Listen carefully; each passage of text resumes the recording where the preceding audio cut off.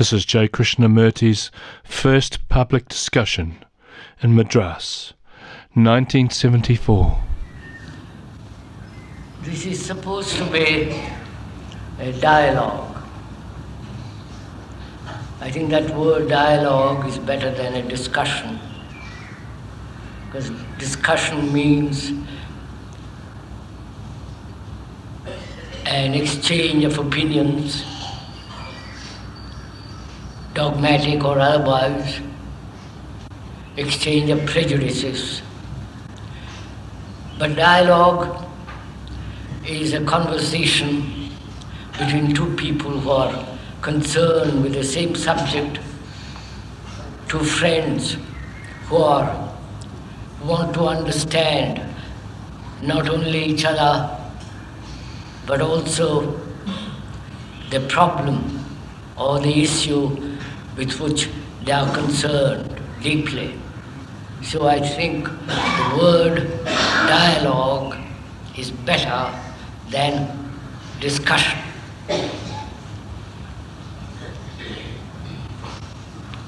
And what shall we this morning talk over together? Just a minute, sir, just a minute.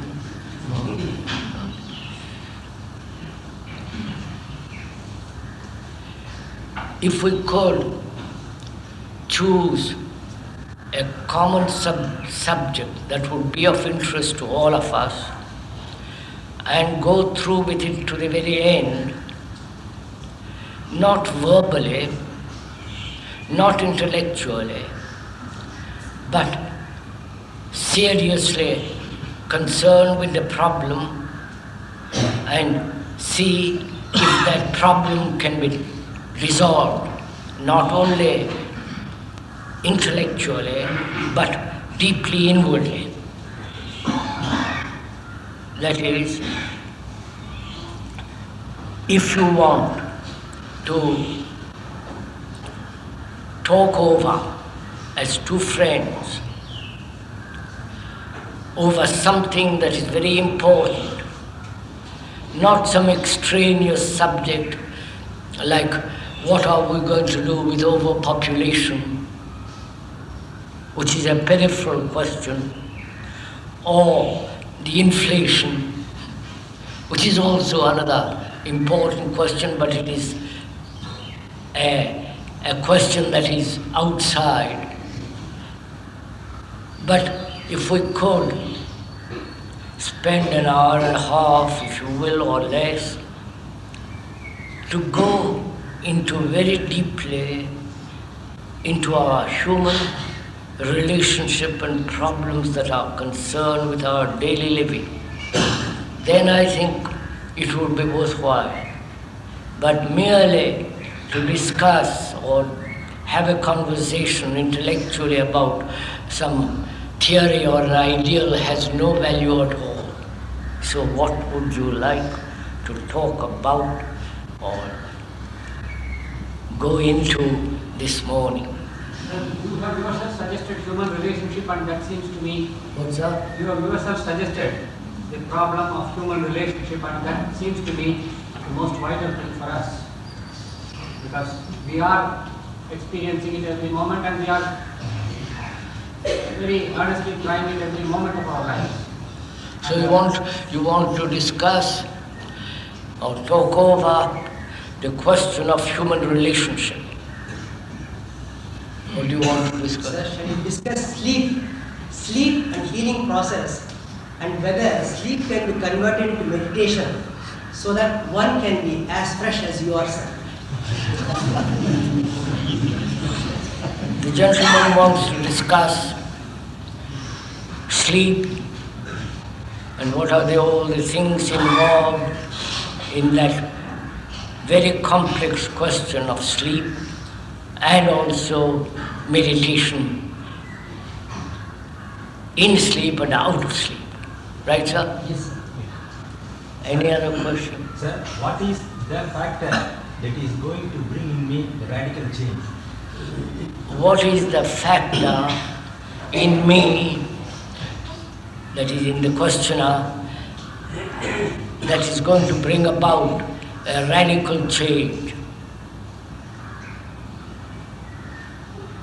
That speaking of hurt as an illustration, it was suggested that you must be aware of it, but at the same time not to register it. Will it not be a contradiction in phenomenon? You talked about the other evening of human beings hurting each other and to be aware of the hurts. And is it not a contradiction when you say to be aware and not resist? Or register it. Or Register it in the brain. register it in the brain. Not only resist, but not let it enter into the brain as a computer that is programmed and holds it in memory. Sir, you said the other day that if one transforms, he affects the world consciousness. And I think there must be one or two persons who are transformed the world. Yet there is no change in the world. There must be one or two people, let's hope, he says, who are deeply transformed. And you said the other day, when there is such a group or such an individual that is transformed, it affects the whole consciousness of the world. And he says, the questioner says, I don't see any effect of it.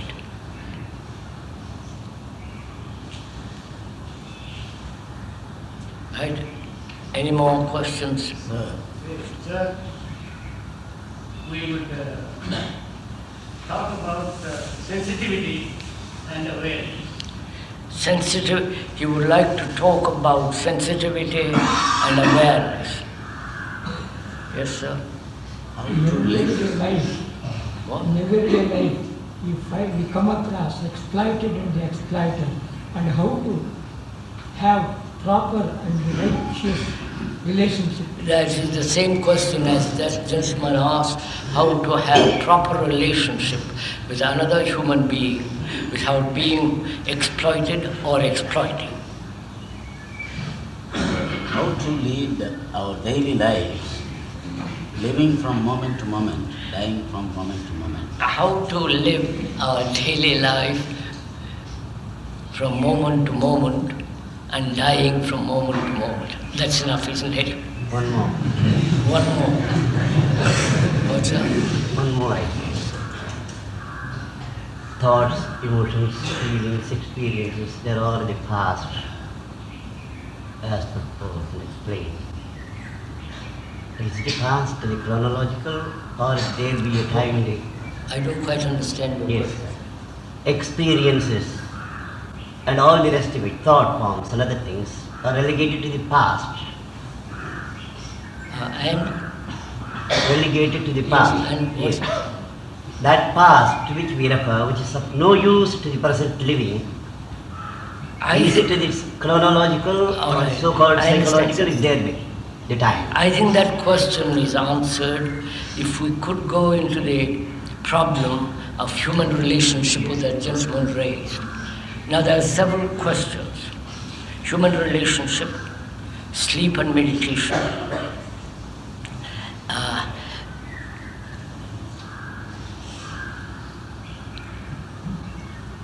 The gentleman asked,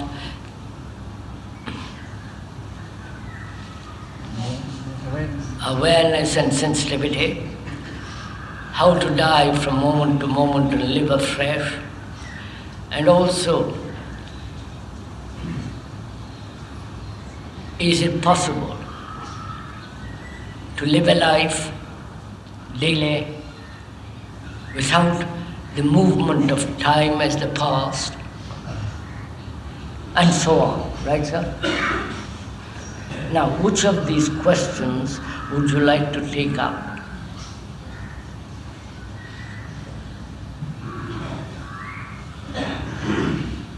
Which question would cover all these problems in a morning?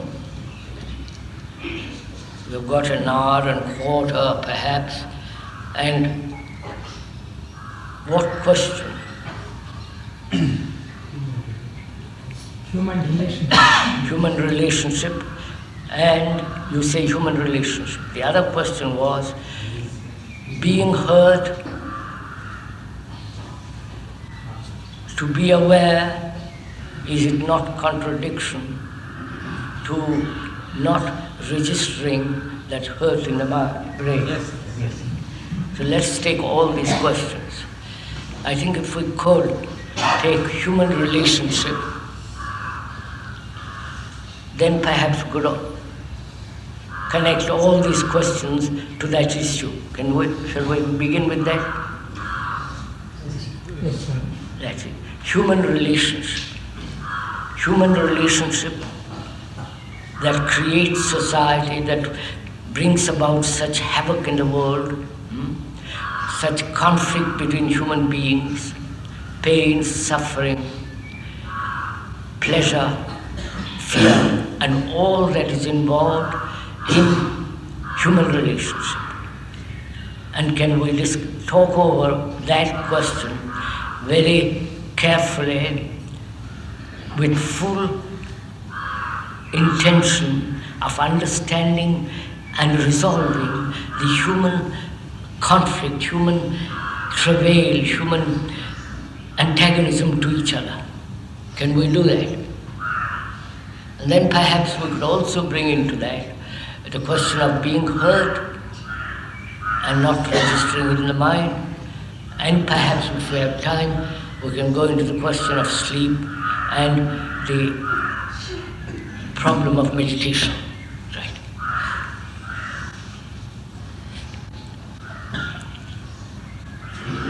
Please don't wait for me to talk over. When we talk about human relationship, what do we mean by the word relationship? Because unless we are clear about the meaning of that word, not what you think the word means, but actually according to the dictionary being the common acceptance of the meaning of a particular word, right? That's the meaning of a dictionary. So, if we talk about relationship, what does it mean to be related to another?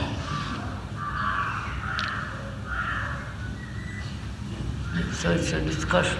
It's a dialogue. I'm not alone. I will do that Saturday and Sunday, but now it's a dialogue between the two of us, or between all of us together. Not at the same time, I hope.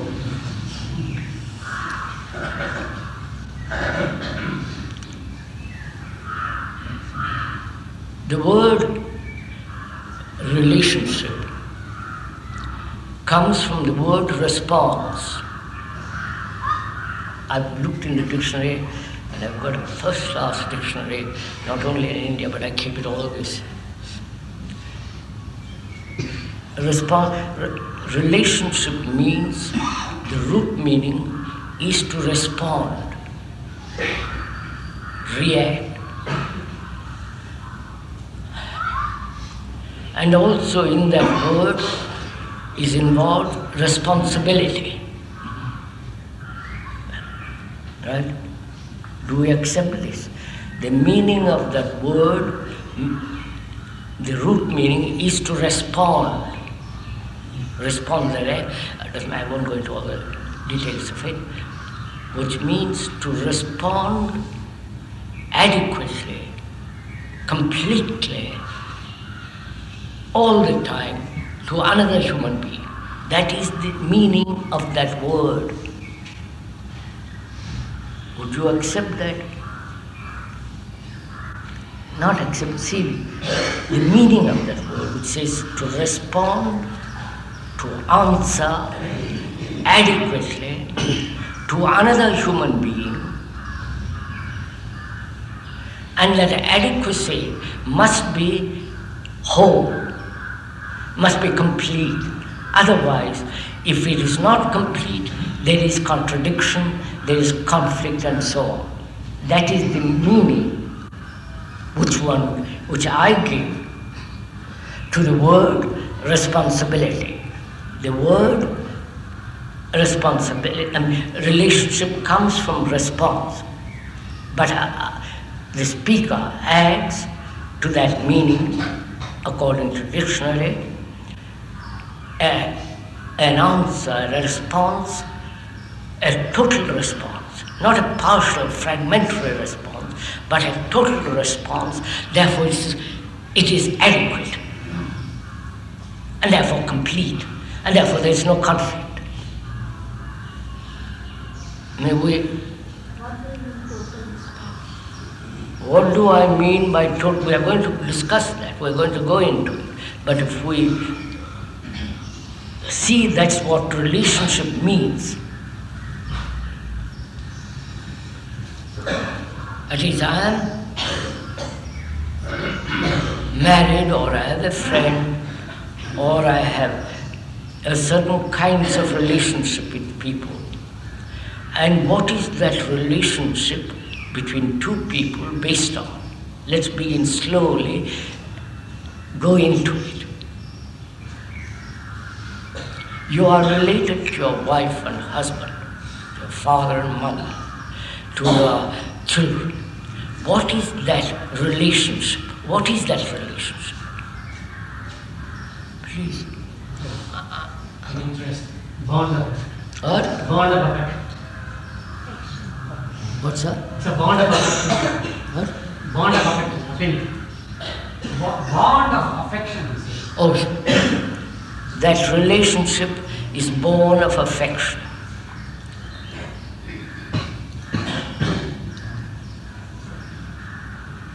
So that word affection means, doesn't it, care, responsibility. That is, affection means care, responsibility. Do you care for your children?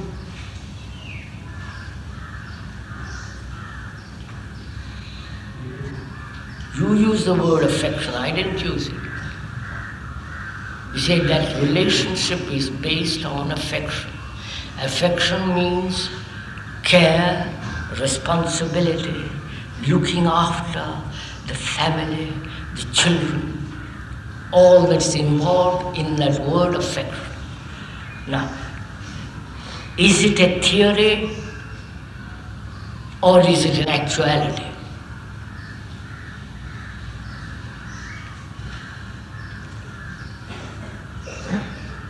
Go on, see, you are the parents, I'm not. You are the husband and wife, or the girl and the boy. What is your relationship with another? Is it theoretical? An abstraction called affection? And so what is the actuality? Mutual interest. No, just a minute, sir. Look at it, please. For your own sake, do look at it. If you are dealing with actuality, what actually is, then we can do something about it. But if it is an abstraction, you understand what I mean? It is something you draw from the fact, an idea, and you pursue the idea. Now, the word idea in English language, I don't know what it means in Sanskrit, the word idea comes from the word Greek, which means to see. Please listen to the etymological meaning of that word. It's quite fascinating. I see. I see an elephant. Now I see an animal, large with a trunk. Then I draw an abstraction from the fact and call it an elephant. The word elephant is not the fact. You understand? Just listen to what, I haven't finished it, just listen to it. So, an abstraction is away from the fact. I am asking you, is your relationship based on affection? which means care. Not only when you're a little baby, care that he should have proper education, proper food, proper clothing, proper kind of taste, good behavior, good moral sense, and all that it involves in that word care. Now, do you care for your children? And that gentleman said, our relationship is based on affection. I said, perhaps. So let's look at that word, what it means. Care, responsibility. And when you care for a person, you look after them. You see that they have proper kind of education. There is no education in this country, I assure you.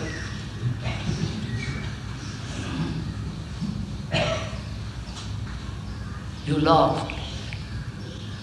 It's a tragedy. And it means that you give to that child all the very excellence that you have. You understand what I mean? Oh my God. Is your relationship based on that?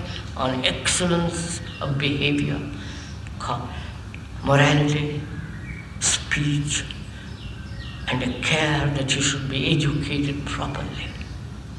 Not just through the mill of universities, degrees, and and thrown out into the mad world. Or do you care for your children that way?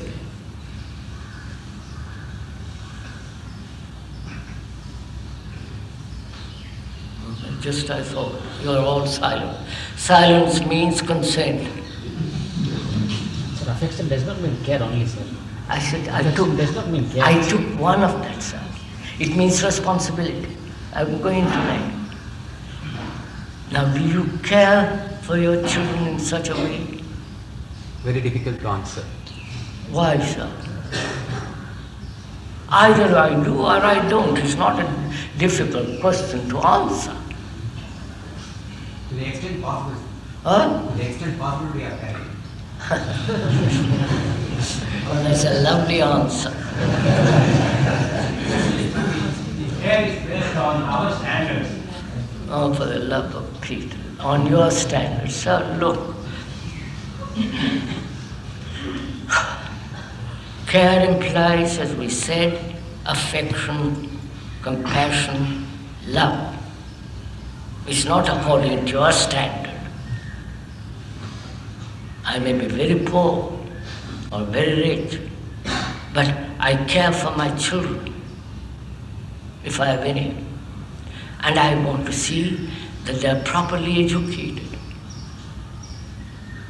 So I have to inquire into the whole question of what is education? Why are we being educated at all? Look, you are all educated, aren't you? What for? To become glorified clerks? What for are we educated? And I want my children to become like you. So I must find out what education means. Does it mean that the child must conform to society, to the establishment,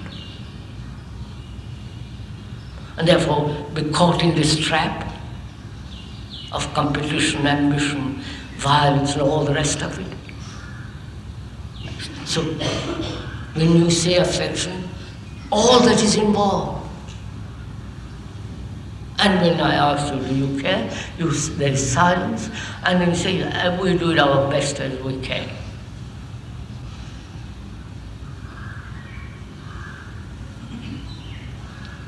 Right, sir? Go on, sir. And responsibility. That is also the word responsibility means respond.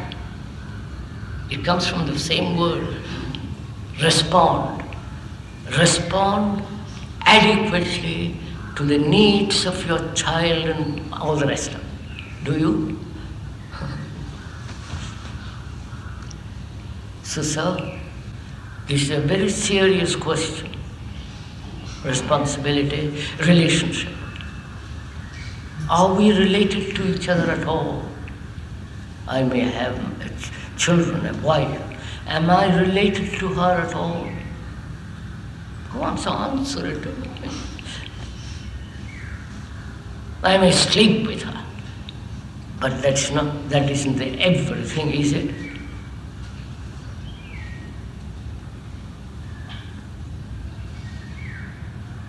And my responsibility to my wife is to earn a livelihood, money, give her some, let her run the house, and I go off to the office from morning till night and come back home, eat and sleep with her.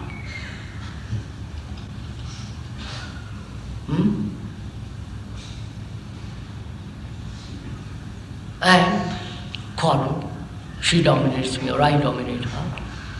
I push her around, she pushes me around, she nags me, I nag her.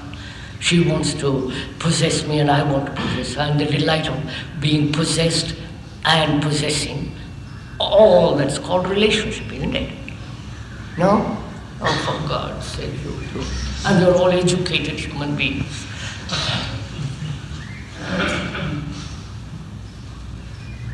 So what am I to do? What is my relationship? If you look at yourselves up, be good enough, if I may suggest, look at your relationship with your wife, with your aunt, with your father, mother. What is it based on? Don't be theoretical, but be actual, factual. Then we can deal with it. If you say it's based on affection, love, is it? Do you know what love means?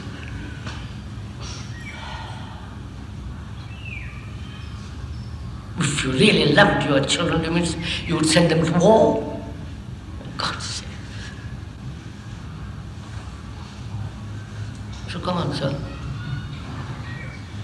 It is true that it is largely based on social compulsions, but the way you describe about responsibility and response to one another, it is so in the case of many of us, having perhaps listened to you from many years and attempting in our daily life to change in terms of that relationship. So what are you trying to say, sir? I am trying to say that we are trying all the time. That's good enough, not good enough. I've got cancer. And I'm trying to go to the doctor.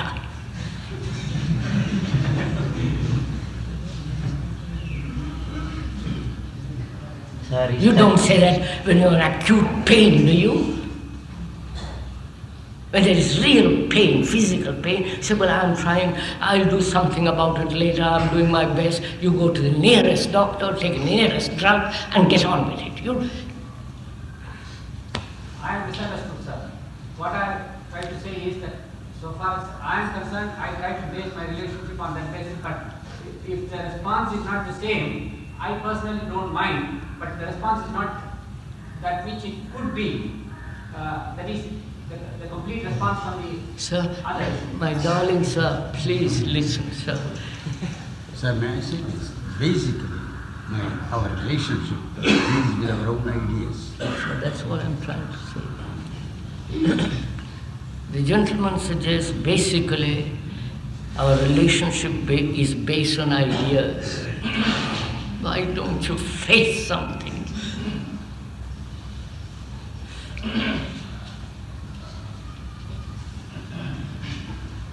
Economic, physical and psychological dependence. Sir, please don't.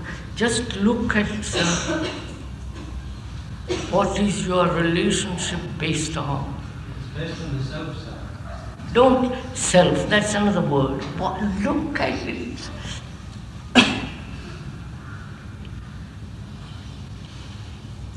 Yes, sir, I see it. But why do I not have the urgency? I see it. Why don't we have the urgency to break down and not escape but face facts? You say, why don't we have it? Why don't we have the energy, the drive, the intensity to say, I'm going to look at it and do something about it? Why can't you do it? Is it that you're lazy mentally? No, I don't want to enter into all that. Because look, sir,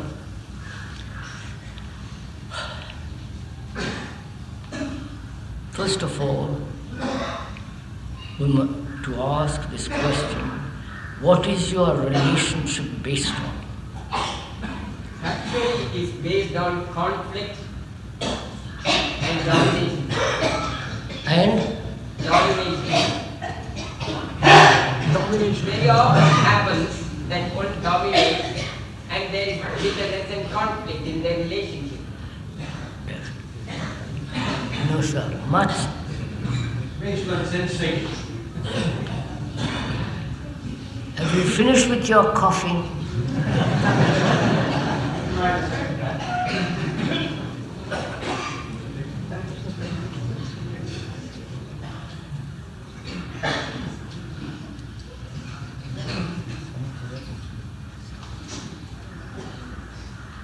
So either you want to discuss this seriously or you don't. If you don't, let's get up and go home. If you want to discuss it, go into this problem, which is very serious, because what your relationship with another is, the society is. If your relationship is ugly, the society is ugly. So if you want to transform society, I'm sure you don't, but if you really want to, then you have to understand the depth of your relationship. Not just skim on top and say, yes, it's all based on love, all on self, all on desire, all on something or other. May I go into it with you a little bit? May I? Yes. Too easy for you to listen. All that's I'll do it.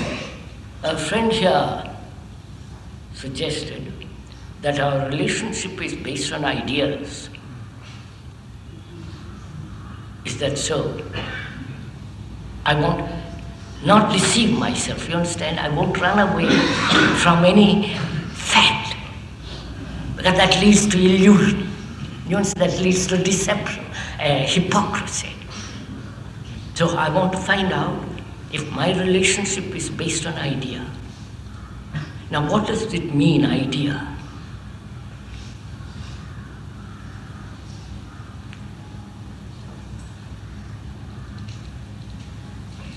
I'm related to you, and you in that relationship are pleasant or ugly, dominating or this or that, or sexual.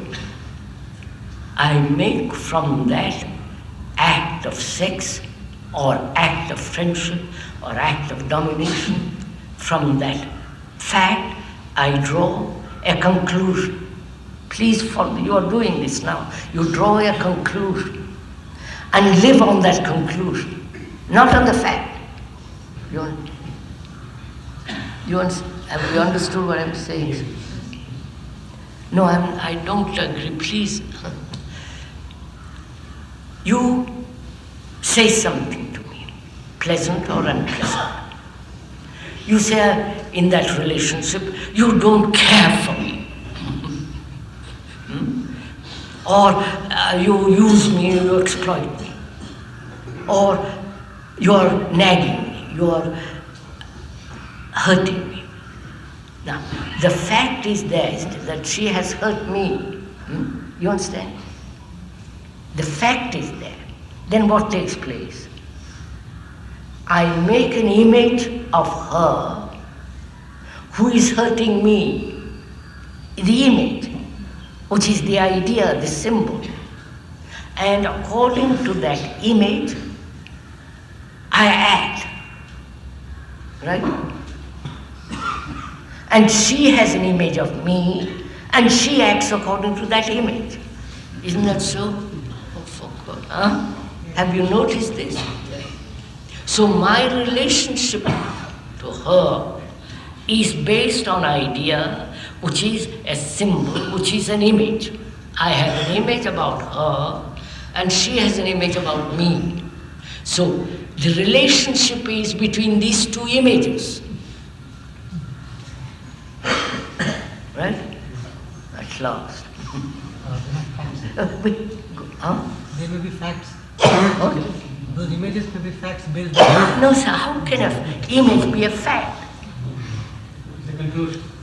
Look, sir, the sun falls on that, light falls on that tree, and there is a shadow. The shadow is not the fact. The tree is the fact, and the light on the tree which casts a shadow. The shadow is not the fact. The tree and the light on the tree are facts. Right? So, my relationship and your relationship, I have no relationship, thank God. Your relationship is based on the image you have built about her. Right? Sexual, pleasurable, all the rest of it. And she has built an image about you. This is a fact. The father has an image of what the children should be. And the children live in that image, and later on they say, I will do what my father wants me to do. He knows best for what I should do. Right? Huh? The image is the only medium of relationship. What? The image is the only medium for relationship. That's what I am saying, sir. That is, the two images have a relationship. Huh? And what is that? What do you... Look at it. Take 2 minutes. Please consider it. Look at it. I have an image about you, and you have an image about me. Right? What is the relationship between these two images? And what are these images? Ideas. A conclusion. Right? Pictures I have about you, and you have about me. Pictures. A verbal description. And what is the relationship between two verbal descriptions? Is there any? Do look at it.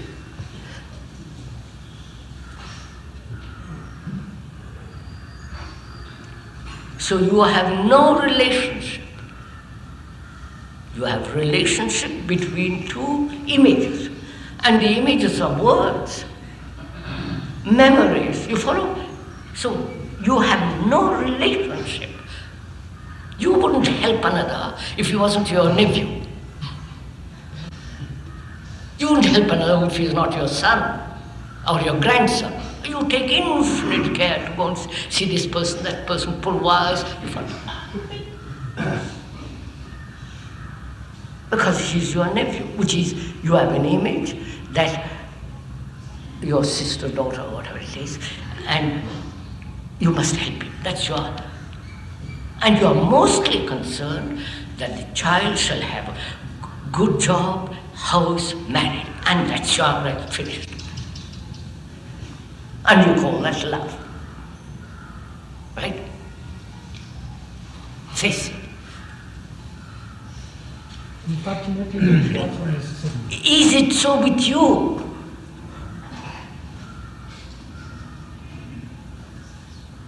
If it is, then what will you do?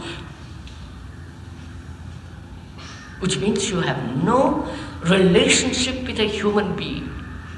You know so what it means?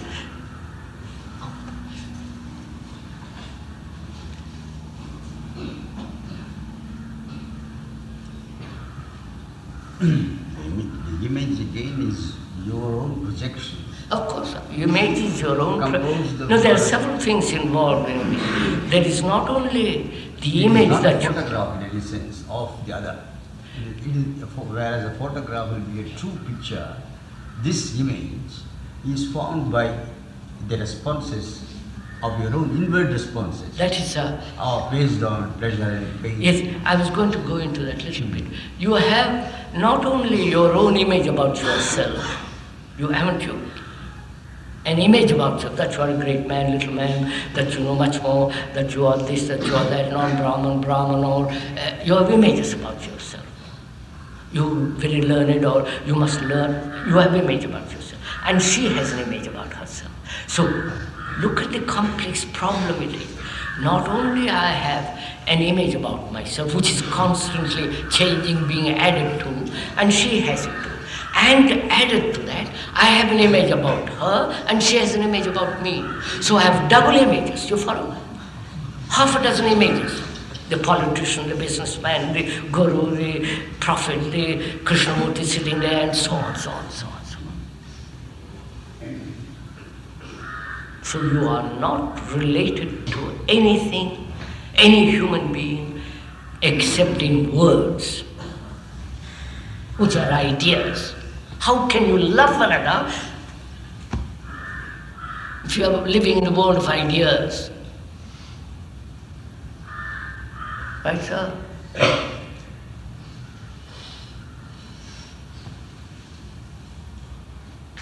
So let's come back. So when we talk about relationship, all that is involved, and a serious mind, a mind that's concerned, a mind that says, my God, what am I to do? Not run off to some guru, read Bhagavad, that's all too damn silly. What am I to do? You don't face that problem.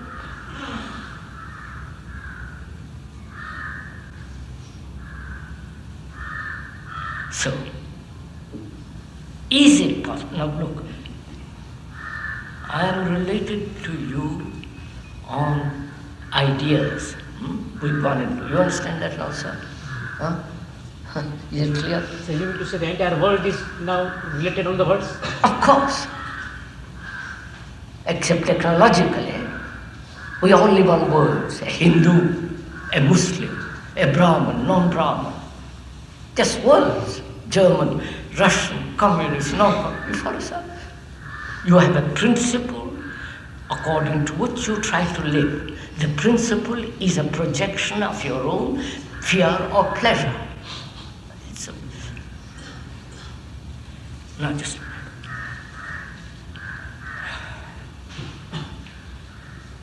as that gentleman said just now, asked a question.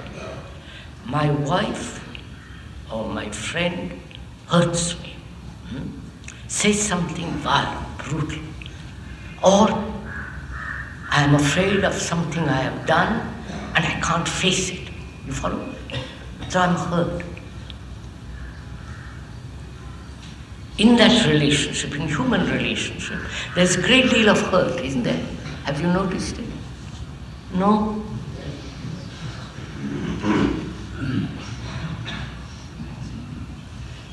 Great deal of hurt, pain in the school, in colleges, in universities, and when I go to office, the boss says some ugly thing, I'm hurt.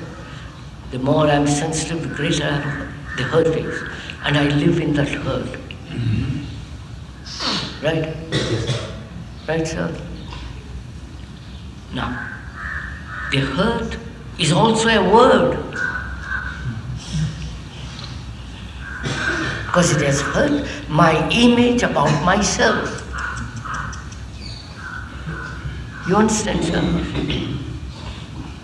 So what am I to do? Now, is it possible to have a relationship not based on idea? When I hold your hand, it is not an idea, it's a fact. Right? When you sleep with your woman or your wife, it is not a picture, it's a fact. But from that fact, you draw a picture and get excited about that picture and so on, so on, so on. Right? Don't be shocked. This is what you are doing. So, is it possible to wipe away all ideas in relationship?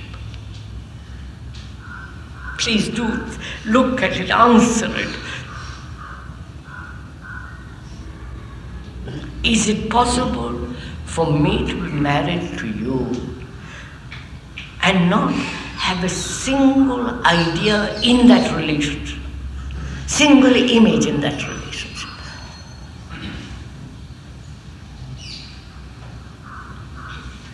You have to solve this problem, otherwise you go to pieces, you understand? What you are doing. This is degeneracy. I can't tell you how serious this is. So, is it possible for you never to have an idea about her or she about you? Now I'll show you. She says something to me and hurts the image which I have about myself. Right? You follow that, sir? Huh? I have an image about myself that I am very good, that I am very clever, and that I am a noble or famous person. And she, being my wife, knows I am not. And she says something to me that hurts that image. And is it possible not to have an image which can be hurt?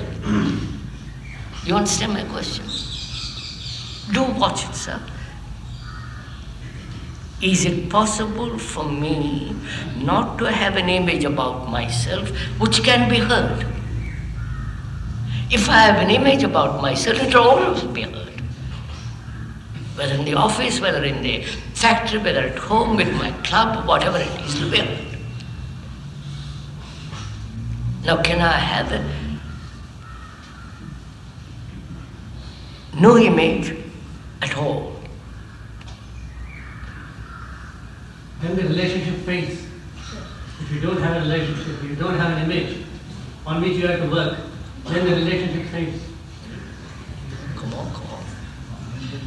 I don't quite understand, sir. See, unless you have an image, it's very difficult to work on it without it. I see. You only know relationship based on images. And we just pointed out to you, sir, that it's not relationship at all. But like the speaker to elucidate on the point. I have pointed out, sir,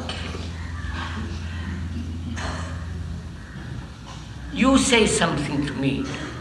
I'm your husband, wife, child. You say something to me which hurts. And that very moment of hurt, I have created an image about you, haven't I? Now, that image, and I have hurt you, so you have an image about me. So the relationship is between these two images. I'm attached to my image and you are attached to your image. Right? And that image is unreal. It has no validity. It's a set of words. And you say, without words, without images, how can I have relationship? But you have no relationship anyhow. Oh, got him. So I'm asking, is it possible when she says something ugly, is it possible for me to be aware at that moment so that that very attention that is not registered in the brain? You understand my question, sir? Somebody calls me a fool, and I've got a tremendous feeling that I'm not a fool at all because I've been all over the world and I've been all kinds of it, and so on, so on. So you come along and call me a fool. And if I don't pay attention at that moment, the image gets shot and gets hurt. Now if at that moment there's complete attention, you follow? There is no hurt. You understand?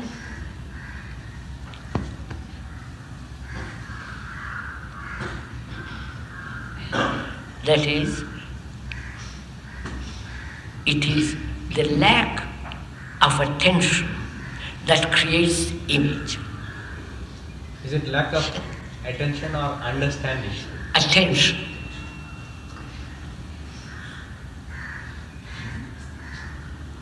At the moment you call me a fool, if I attend, the whole problem is revealed. My image, you follow, the image that gets hurt, and I am attentive at that moment.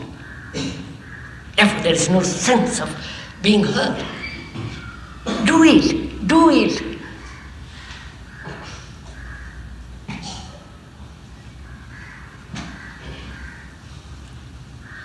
So I say, it is possible to have, its relationship is only possible when there is no concept, no idea.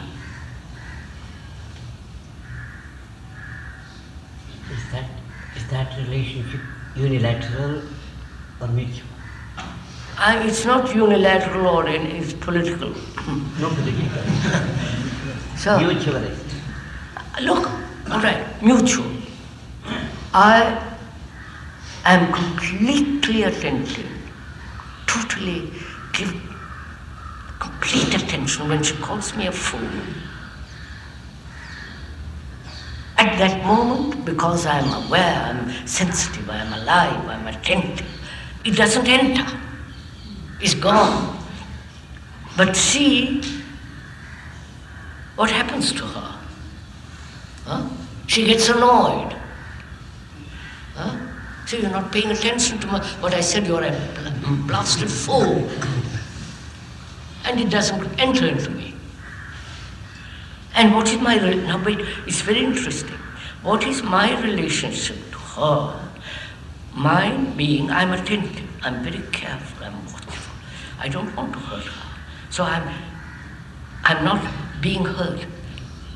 So what is my relationship to her? You follow? Work it out, sir. You watch it in your life. If I have no image, there is no question of expectation of mutuality. But what happens in my relationship to her? I have no image. Suppose. That requires tremendous, you understand, sir, watchfulness, great sense of awareness of yourself. You attend to what? What? Full attention to, she says a fool. And what do you mean by saying full attention? Full attention to what? So, when she calls you to a fool, don't you react? True. Then watch that reaction. Or be aware of that reaction, which means that you want to call her another fool. So watch, be aware of all that movement. Even if you ignore it, it's a reaction. Huh? Even if you ignore the remarks, it's a reaction. Not ignoring. What's that? Even if you ignore. No, I'm not ignoring. Oh, fuck. How can I ignore when you come and call me you're a fool? I can't ignore. It's a fact, you've called it. You've called me a fool, and at that moment I watch. I see my reaction. I'm aware of the whole thing. Then, what is my relationship to you who have called me a fool? Do I forgive you? Because I'm not forgiving, there's nothing. What's my relationship to you? So, could I say that relationship without image is nothing but love, which will not distinguish between boys Mother, sister, brother. Oh no, sir, don't. The poor mother, don't bring the poor mother into this. She's, for the moment, she's excited having a little baby, treats it like a doll, and enjoys showing to other people and saying, oh, all the rest of the blah around it. And she loves that child.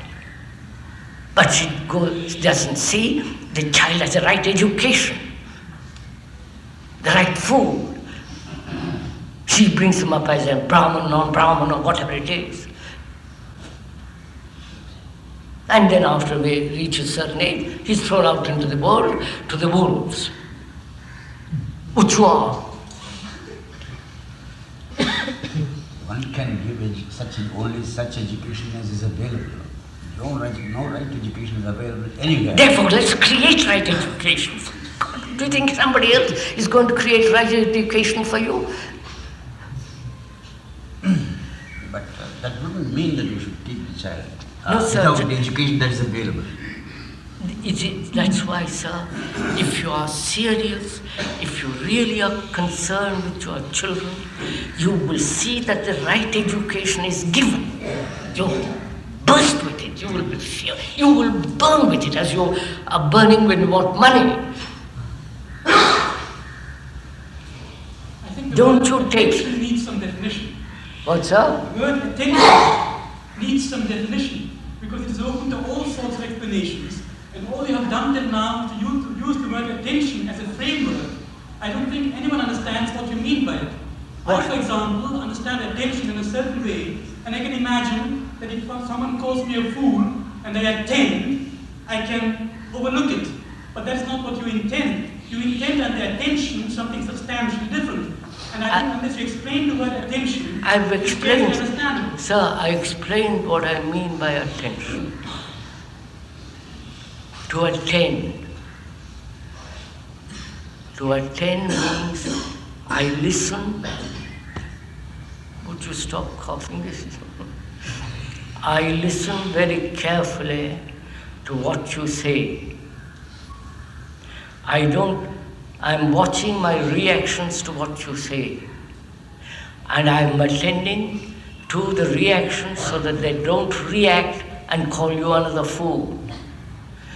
I'm attentive that of the image that I have built about myself, and that image is reacting. So I am attentive of all that. Yes, but you see, in that case, you are practically saying the same thing and criticizing others, because you're reducing attention to a psychical process of observation. No, sir, no, That's sir. exactly what everyone else is doing too.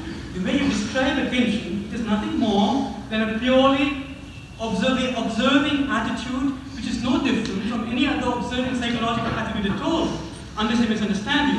At least the way your words and your definition of attention as you just gave it is a purely psychical approach, a purely psychological observation of what one is oneself doing. And that is perfectly natural.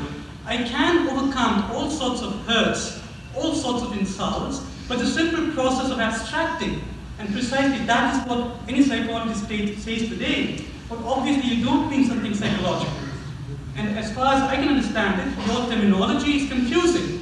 Because if you describe attention as you have just done, any person is sure to feel that it is no more than the normal therapeutic attitude of a psychologist to abstract from any immediate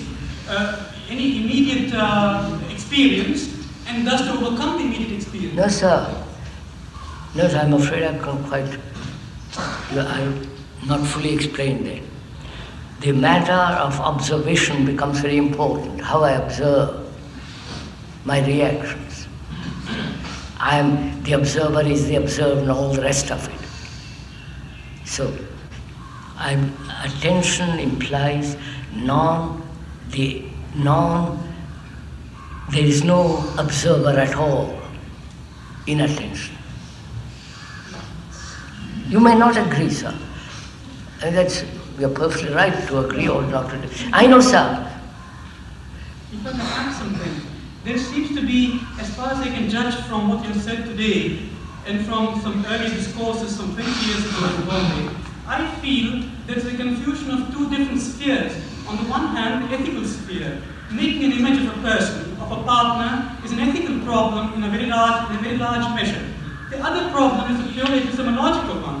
Whether an image is correct or not is not something. Would you mind speaking a little slower, sir? I can't hear.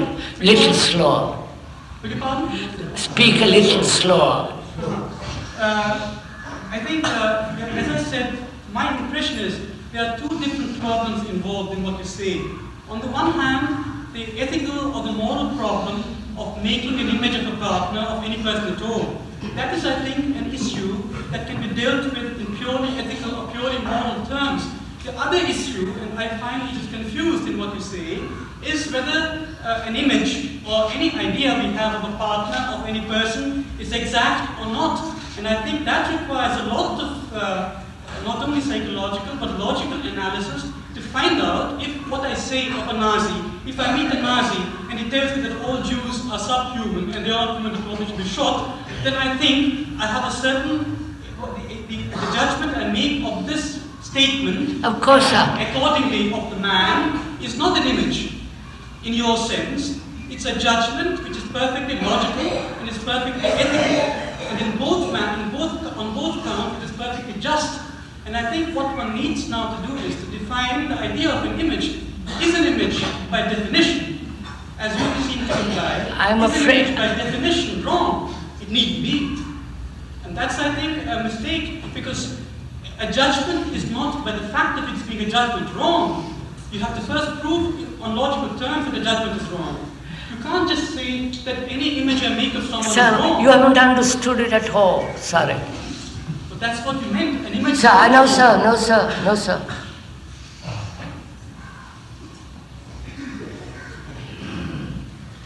Of course, when a Nazi calls a Jew subhuman,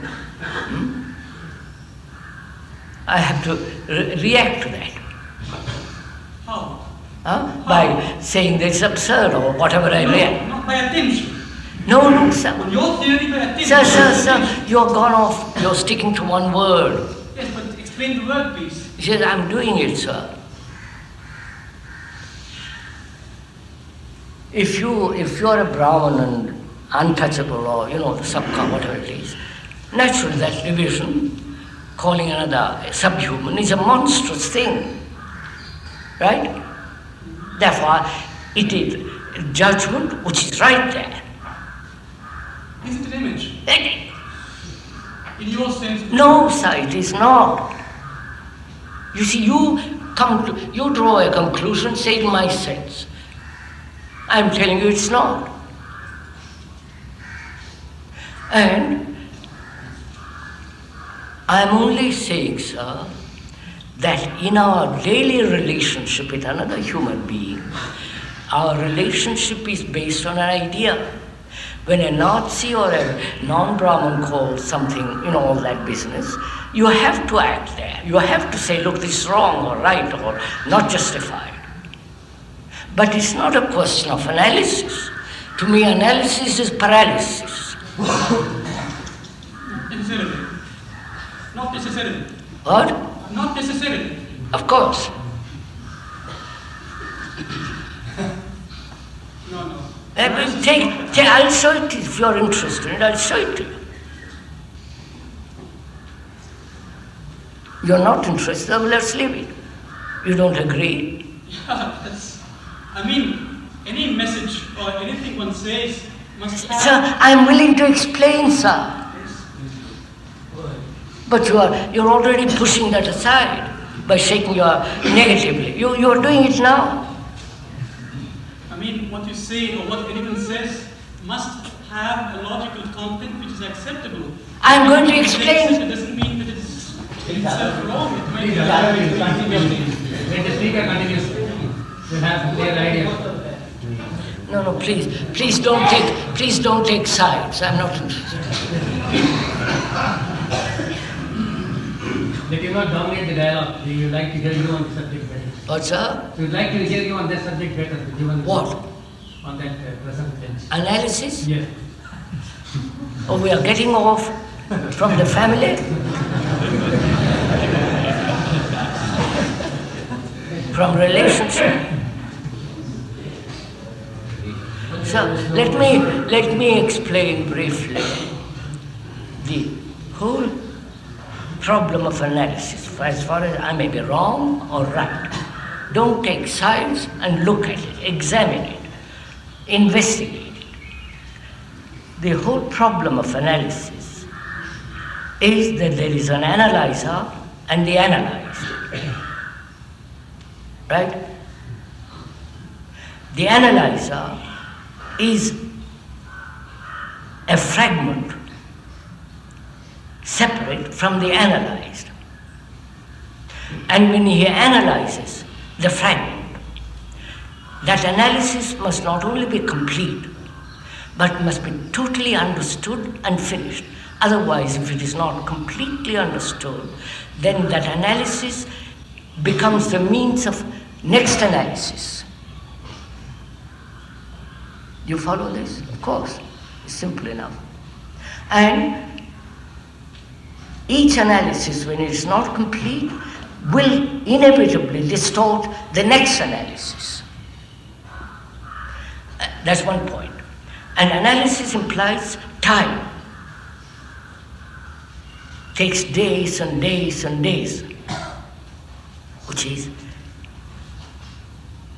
it will take time to analyze why I am prejudiced, or why I am cruel, why I am not kind, and so on, so on, so on, why I am neurotic. All that takes time. Time being a movement from here to there, which is to end a particular problem. That is all that is time. And also, why is there a division between the analyzer and the analyzed? Is there such a division at all? Or is there a convenient form which we have invented, which thought has invented, because thought in itself is fragmentary. Therefore it has divided the analyzer and the analyzed. Therefore, to me, the whole issue of analysis ends in paralysis, which is inaction, not action. Accept it, look at it, or reject it, as you please.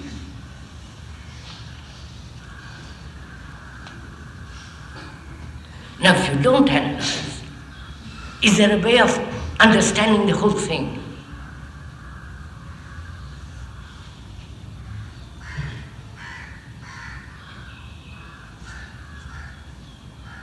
I have a problem. I am neurotic. I am not balanced. I am cruel, violent, canine. Without analysis, because I reject personally the whole issue of analysis. Either self-introspective analysis or going to an analyst, psychiatrist, and the whole problem of it. I've discussed this with eminent people and all the rest of it. Now, is it possible to look at my violence non-analytically?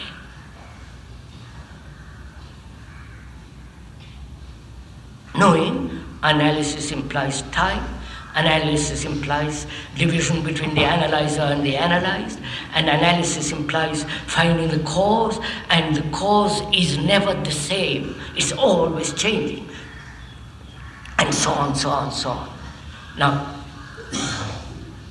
I reject the whole process of analysis because it leads to inaction. Now, is there a way of looking at my violence so that it ends and there is a totally different beginning without analysis?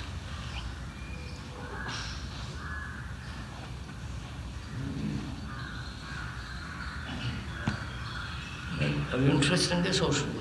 Yes. The problem which you seek to analyze involves the analyzer also. Of course. And therefore, the very analysis by the analyzer is only an analysis of one aspect of the problem. Of course, sir, that's in the light of the analyzer. Of course. And therefore, there can't be any analysis which can lead to any right action. said we were on attention to our relationships and all that. And, So wait a minute, sir. Let's come back.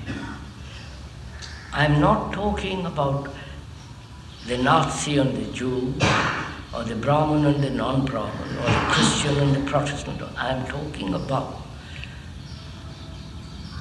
our daily relationship with another human being, with your wife, with your husband, with your children, with your boss, the foreman or the factory or whatever.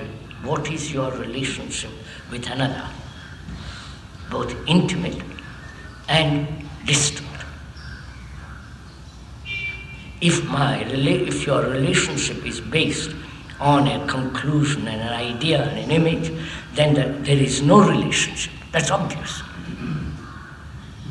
Relationship means to respond adequately.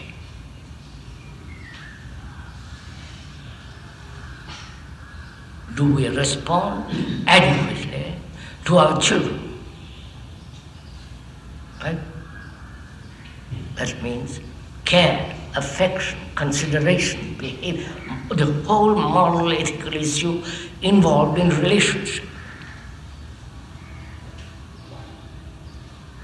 I'm not talking about the Nazi and the Russian and the Jew and the Arab and the Hindu, the Muslim and the Hindu, the Brahmin and the non. That's a different matter. It's all based on, we won't go into that for the moment. But we are talking about personal, direct relationship with another, intimate or distant. And you all say that our relationship with another is based on idea. I mean, that's obvious. I don't know why you're even discussing. And is that relationship?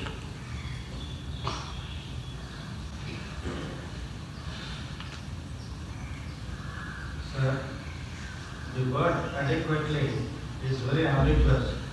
Very comparative. All right. I don't know if you have looked at it, put it differently. Relationship is always a matter of challenge and response.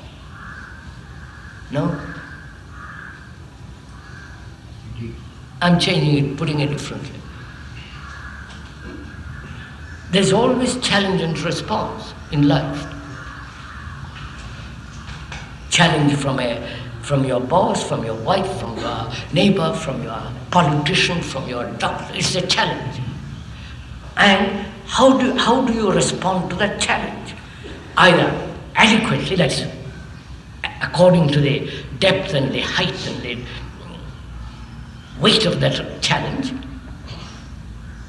you respond equally with weight, with seriousness, with fullness, or you respond inadequately, not sufficiently, with sufficiency demands that you act according to the challenge. That means adequacy.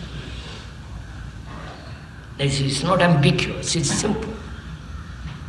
The child demands milk and you respond to it adequately by giving it milk. Whether you dilute it, whether it's buffalo milk or cow milk or this, or that's irrelevant. So,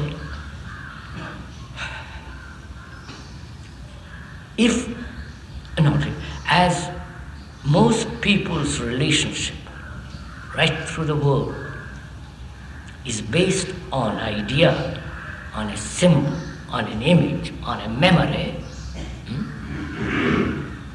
that response can never be adequate. Right? Challenge is always now, not in the past or in the future. It's there. And you have to respond to it. If your response is based on a prejudice, on a conclusion, on an image, or a hurt, it is distorted. And therefore, the response is not adequate. Now, are we, you and I, aware of all this? None analytically. Sorry, the Indian mind is pretty good at analyzing. Very good, in fact.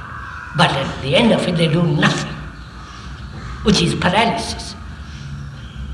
I can analyze why this and why that and go on indefinitely. At the end of it, I am where I began. I've exercised clever brain, and at the end of it, there is total paralysis of action. Challenge demands action. He doesn't say, well, theorize about it. So, are we aware of this whole process of relationship? Aware in the sense, do you know it? Are you cognizant of it? If you are mentally cognizant, it is not good enough. It's a verbal recognition. A verbal recognition of a description. But are you aware of it completely? With all the things involved in it.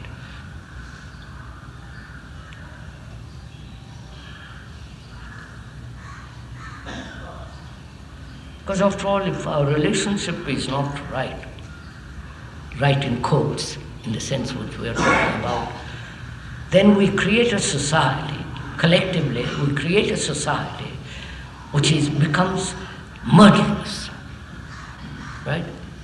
Unethical, immoral. And it's up to you, gentlemen and ladies.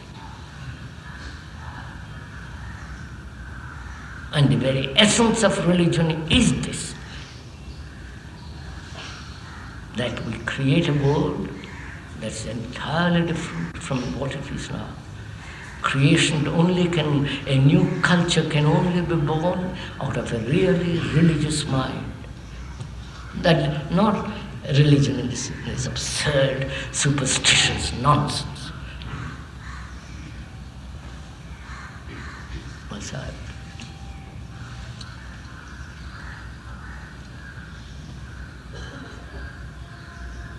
And you talked about sleep. Do you want to go into it? We've got 10 minutes. Yes.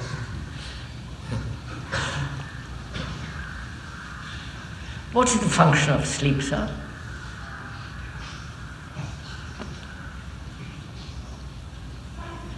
When you say sleep, are you asleep now or only when you go to bed?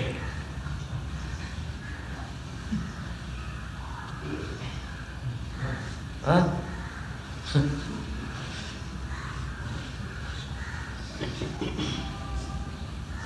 You can only say that I am asleep when you know what it is to be awake.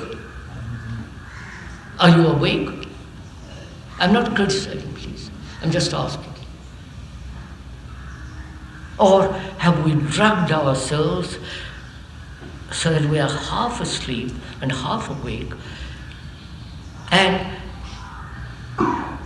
we don't know what it means really to sleep or really to keep awake?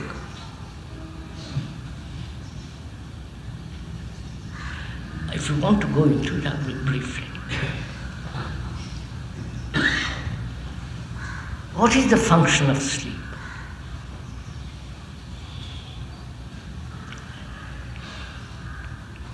Please, I have not read books about this. I have not studied the brain structure, but I have discussed with very prominent brain specialists, elite, top people who know the structure of the brain and all the rest of it. Now, if you will kindly listen, I'll go into it very briefly. When you sleep, you have constant dreams, pleasant and unpleasant, forewarning you to be careful, or repetitive dreams.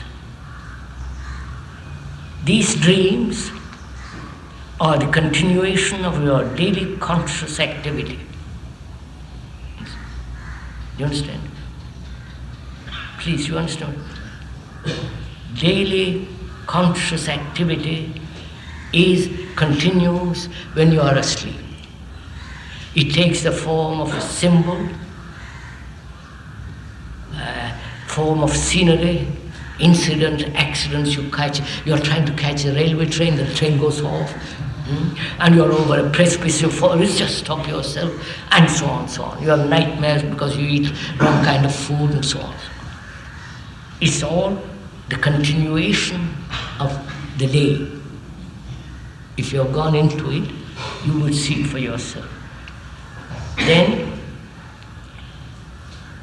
during the day, one lives a confused, disorderly life, right? Which you do. Sorry to point it out. And when you go to sleep, the brain has to put order. Because the brain can only function when it is in order, when it has got order. That means it can function efficiently. Otherwise, if there is no order during the day, it has to bring order during the night. Please watch. You can test this all out if you are interested in it. If there is order during the day, then the brain has not to waste its energy in bringing about order. Don't agree with me. You know nothing about this, unless you have gone into it very deeply. And can you bring order during the day? In your life, not an idea as order. In your daily life, right?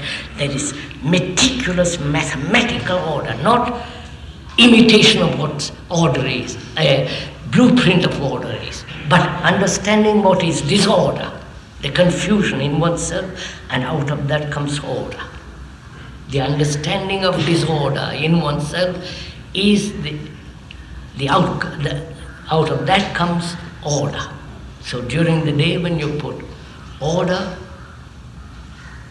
which means not only conscious, but the order at the very depths of your being, that requires a great deal of, I won't go into all that. Then, in your relationship, in your conduct, in your speech, in the way you walk, talk, and eat, all that's order. It's not just. Then when you sleep, the brain has its own movement, rhythmic movement. Please, we have discussed this thing with a scientist who has made a study of the brain from Stanford University, California. And he agrees. So don't agree with me.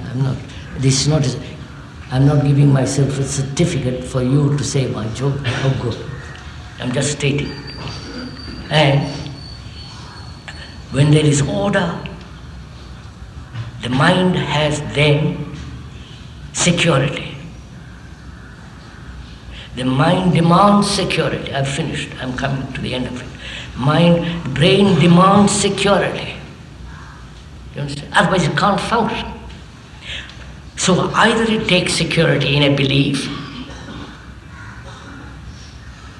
which is fictitious, in some God, in some ideology, which are all fictitious, and therefore frightened that the belief, the ideas, the conclusion may be shaken. Therefore it clings to it. Therefore it acts neurotically. But the very belief gives it security in something that's not true. So, when you bring order during the day, in that sense, out of disorder, then the brain has security. Security which is intelligence, not just concepts and theoretical intelligence. Then, when you sleep, then the brain has its own rhythm. Quietly, moves sometimes very fast, moves sometimes very slowly. And in that quiet, rhythmic state, the mind, the brain renews itself. It's made fresh, not, you understand? It becomes young, fresh, innocent. You shake your head, no, please, you don't do it. Do it and you will see it, the marvel of it. Because our human body is an extraordinary instrument which we destroy by our taste, good taste. You know, I like pickles, don't like pickles, or whiskey or this, and we destroy the very intelligence of the body. You understand? So, when there is that complete security for the brain, then it becomes very quiet. Though it's at its own rhythm, but it's quiet.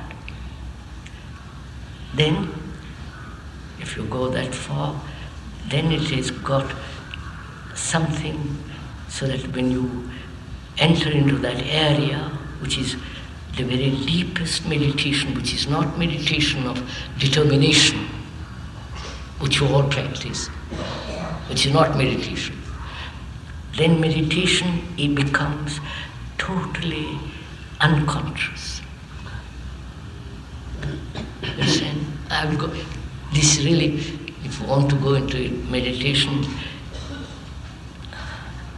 it's really any meditation that is consciously done is no meditation. But a meditation that comes out of deep silence because there is this astonishing order in daily life, then the meditation is never conscious, it's always there, and of which you have all that. I won't go into it.